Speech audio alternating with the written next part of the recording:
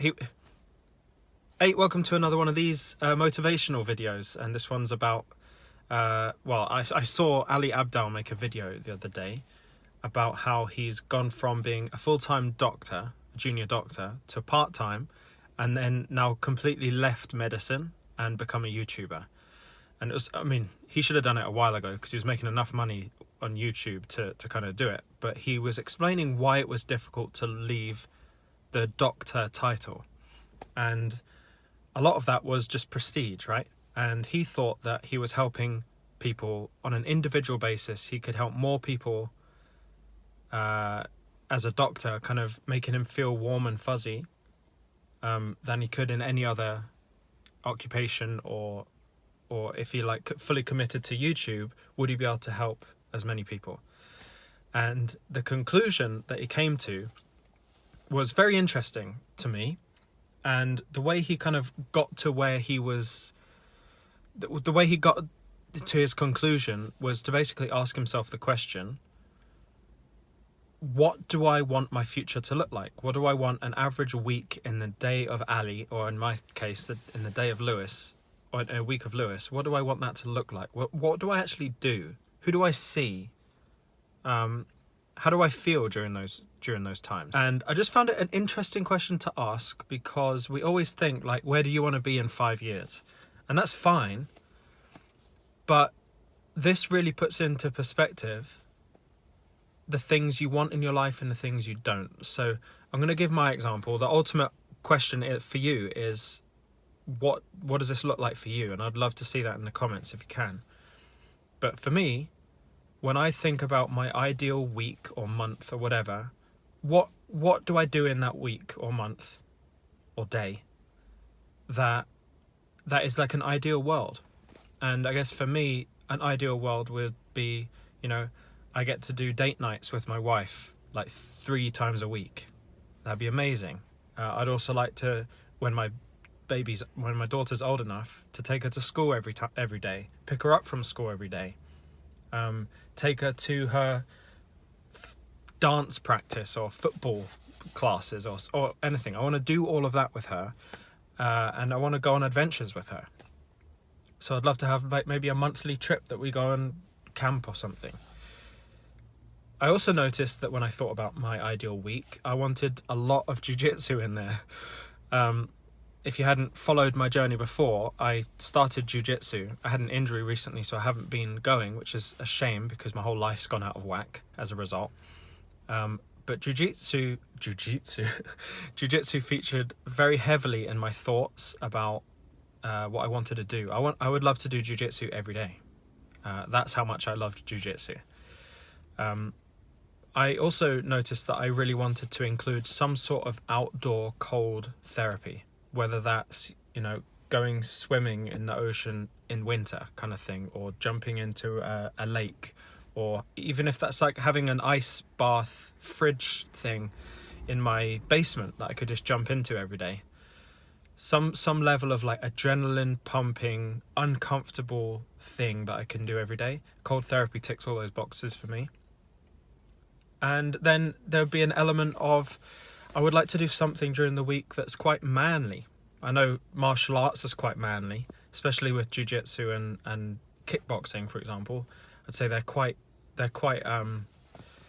martial arts in general. It's conflict, isn't it? Physical conflict, which is a lot of the reason why people avoid conflict today.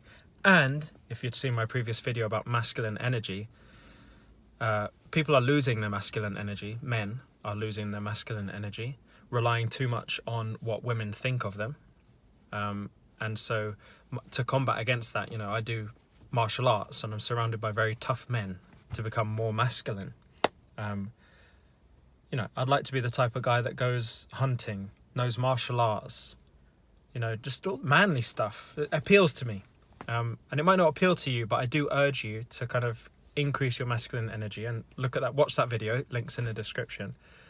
But all of those things featured in my ideal week. Where did my job feature in my week? It didn't. For my job, I help kids, right? I do therapy for kids. And so you could say my job is quite fulfilling, and it is.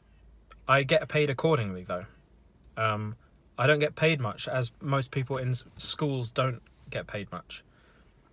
And I could say, oh, I love helping people so much that I will do it regardless, like even if it wasn't about the money. You could catch yourself saying that. But if you visualize your ideal week and your work helping all the children, making me feel warm and fuzzy, doesn't feature in my ideal week, it's not what I want. Money in a way beats that.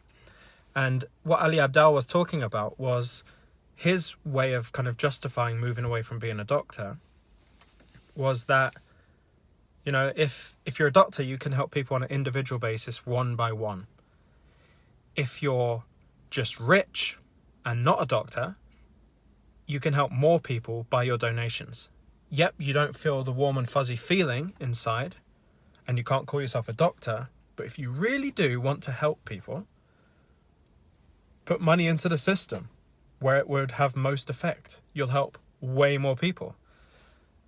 So yeah, you could trade your time for money. You could trade your 10 hours a month or something to volunteer, but you could also pay for 10 volunteers, basically, what it costs the business to pay 10 volunteers, or to sustain 10 volunteers, who in turn will all help 10 people themselves. So you've actually helped 100 people by using money instead of time, to kind of help 10 people. So that was his justification, and I tend to agree. There's another book I read about the psychology of money and how everyone's sole desire should be to be rich. And that comes from a place of, you know, if you're not rich, what can you actually do to help people? You can donate your small amount of money to really not do much. And you can give your time away, which you'll never get back, which is more valuable than the money. But if you got rich, you could be your best self. You could give as much away as you want, and it doesn't affect you. You can help way more people. You can provide insights on how you got rich to help people themselves become the best version of themselves. That's a whole other story I can get into probably. But the point is, visualize your future. What does it look like? If your future doesn't involve your work, which for most of us I don't think it will, then we need to be striving towards making that happen. How do we make that happen? We make that happen with passive income. We make that happen by investing our money. If you don't have enough money to invest, sell some stuff at your house. Go do a side hustle. Clean some people's patios. Make some money, even if it's £100 or $100. Do it. Get as much as you can. Invest it into crypto soon. And sit on that money until 5 years' time. And then once you've got that money from when it's really grown on the next cycle of crypto, you know, use that money for something else. Invest it in, I don't know, who knows, that could be a down payment on a property that you're going to rent out, and you've got passive income all of a sudden. You build that up slowly over time, or as quickly as you kind of want to put effort in. All of a sudden you're paying your lifestyle. You no longer rely on a job, which didn't feature in your ideal life anyway. And you're working, you're basically living the life you've wanted to live and doing the things you want to do. So that's why I think it's really helpful to visualize what your month looks like, what your week looks like in an ideal world. And if your job doesn't fit in anywhere there, then you need to make sure you're working towards or have a plan to making that not happen. Make that a reality, is what I'm saying. It's all very interesting. If you like this video, you might like the other motivation videos that I've made. I do personal finance and crypto content here. And then on the occasion, like once a week, maybe I'll do a video where I think about something like this and I just want to share it. So if you enjoy it, then please hit subscribe and hit the notifications so you can see any of the updates that I come out with. Yeah, it's all good fun, and best of luck to you on your journeys.